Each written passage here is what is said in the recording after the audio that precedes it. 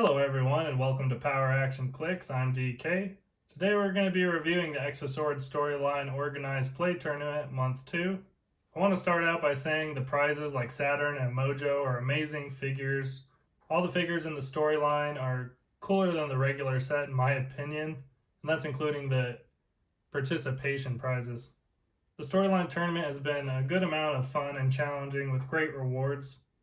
Realistically, there is a lot on the line in these tournaments, including the prizes and grand prizes and pooled draft figures at the end. At the end of the tournament, everyone puts their team in a snake draft, and starting with the winner gets to pick one.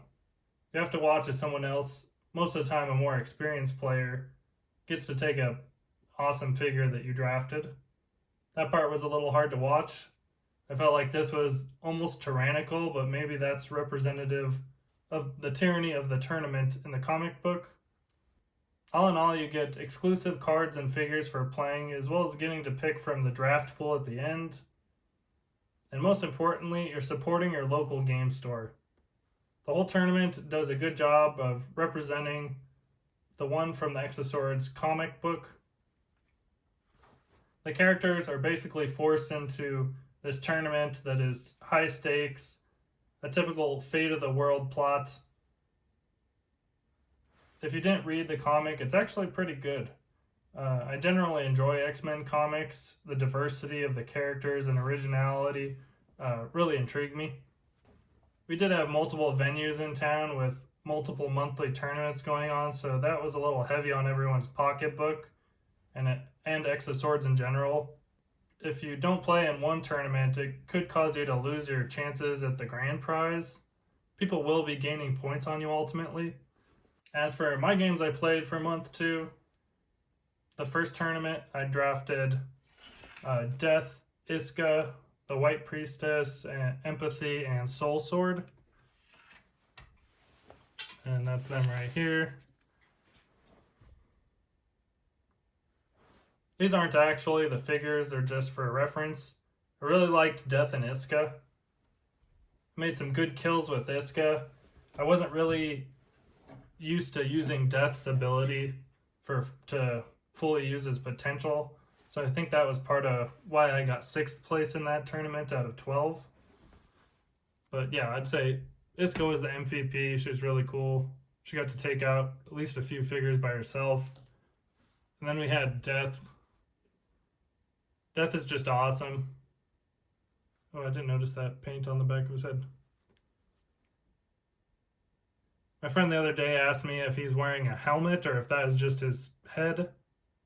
That is actually just a helmet.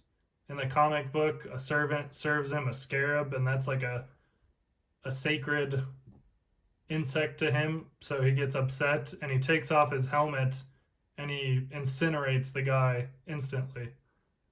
He's actually a really cool character in that storyline. And then we had Empath and the White Priestess, which didn't do a whole lot, as you can imagine. I think I put the Soul Sword on White Priestess, which probably wasn't the best idea. The second tournament, I drafted Havoc, Solum, Pogger Pog, and the Stepford Cuckoo. I think my third Soul Sword that I have. This tournament went a lot better. I was able to utilize all of my characters. I think I enjoyed Havoc and Solum the best. Solum, I had my Soul Sword on Solum, and he was just mopping up people. He must have got 3 or 4 kills by himself. And then I had Havoc. He did do some work too, long range. I did get to use his ability where he does more damage if he doesn't move, and worked out nicely. And Pogger Pog was actually just a really good distraction. I think I landed super senses with him like 2 or 3 times, which was pretty crucial. Oddly enough, with Cuckoo, I think I got a kill. What I had done is used the Justice card to amplify her stats, and I made her 3 damage, and it was just enough to go through somebody's defense, and it killed them, and it got me more points, which is pretty awesome. If I wouldn't have had that Justice card, I wouldn't have made it through their defense. In that tournament, I ended up getting second, and I did win a mojo. For participation this month, we had Pestilence and Sheriff Gia Whitechapel. Both pretty cool figures. And you got those just for participation. Let's go ahead and take a look at them. Starting out with Pestilence. Cool Horseman Raku figure. Great bust of her. Let's take a look at her card. She has a Raku, Horseman, and Ruler keywords. And then she has the traded ability, the First Children. At the beginning of the game, if your starting force has 2 or more characters with the Horseman keyword, this game, Pestilence has Steel Energy, but with close or range attack. If a friendly character named Apocalypse, Annihilation, or Genesis is on your force, modify Pestilence's attack and defense by 1. And then she has improved targeting through characters and attack out of adjacency. And then she has poison arrows. Poison. When Pestilence hits with a ranged attack, give each hit character a disease token. Free. Deal 1 damage to a character within range with a disease token. Then she has advanced longevity, invulnerability, and willpower. She has 7 clicks of health, and she has 2 different point values. And I'd say overall she's a pretty good character considering that poison and steel energy. She does 4 damage with 11 attack, running shots, invulnerability, and willpower. That's a nice kit she has. She could definitely be a good ranged character. Targets 3, range 6. Let's take a look at the Sheriff.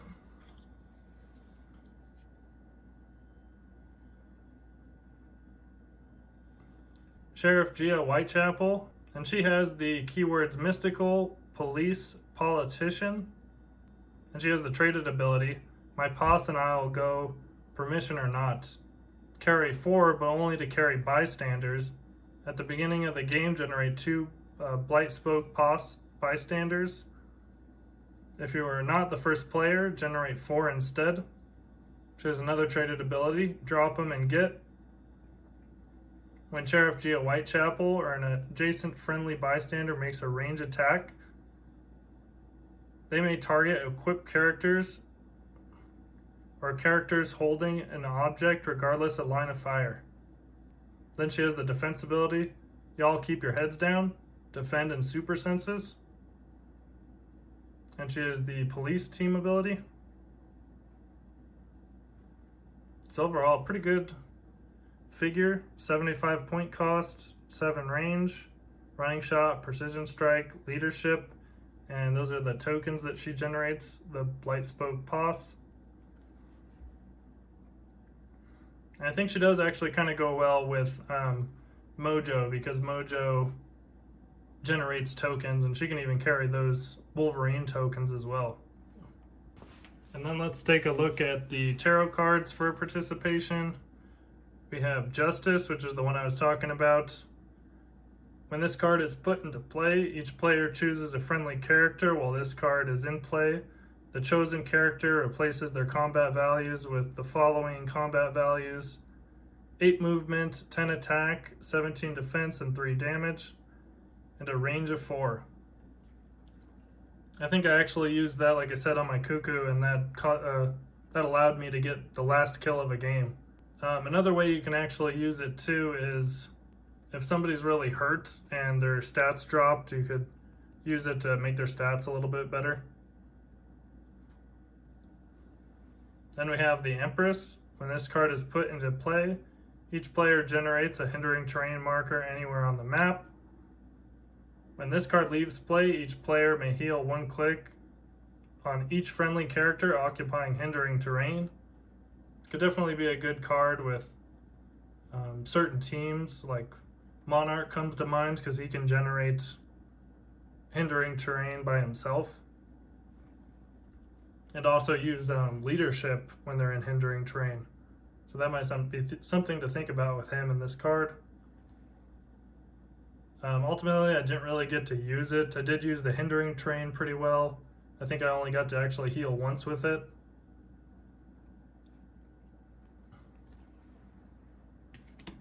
Then moving on. One thing I did want to mention is the Fiefdom Amenth Outdoor, which is the new side of the map that we got in month 2. It's a little bit different than the last one. The other one looked a lot similar, but it was more, I'd say, of a range map. And this one almost looks like it's a little bit of both range and bottlenecks and close combat. It does have a little more blocking terrain, I think, out in the middle.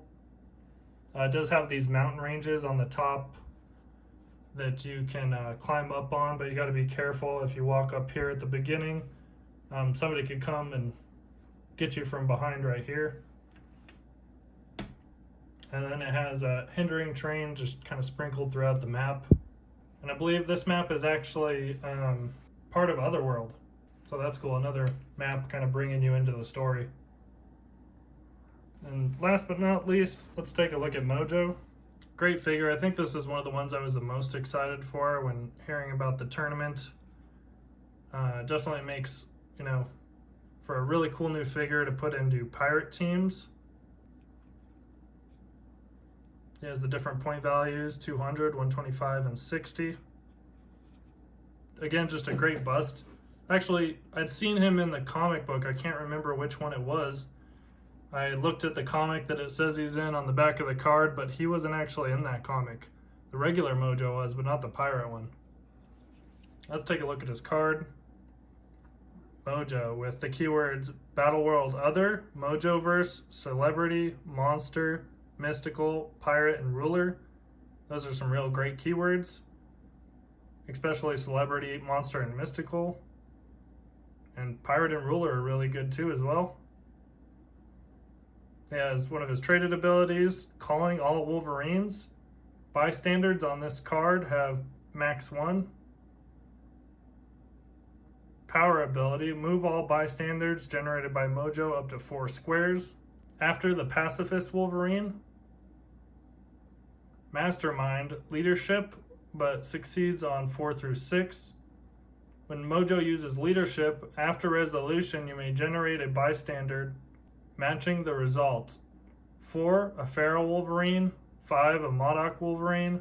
6, Archangel Wolverine. Then he has the movement ability. The chair moves for me. Stealth, free. Roll a d6 and move up to half the result. Nice kit of abilities to work with him, especially for his point value. You kind of need it. Let's take a look at the Wolverines. The Feral Wolverine. Flurry, Blaze Claw's Fangs, Battle Fury. It's pretty good in a situation, maybe when you get closer. Modoc Wolverine for a range. She has Running Shot, Flying, Range 4, Penetrating Psychic Blast, Energy Shield, 2 damage. Then Archangel Wolverine is Hypersonic, Flying, Range 3, Attack 11 with Precision Strike, a Defense of 17, and a damage of 2 is Shape Change. I'd say those two are probably my favorite, but they're all situational.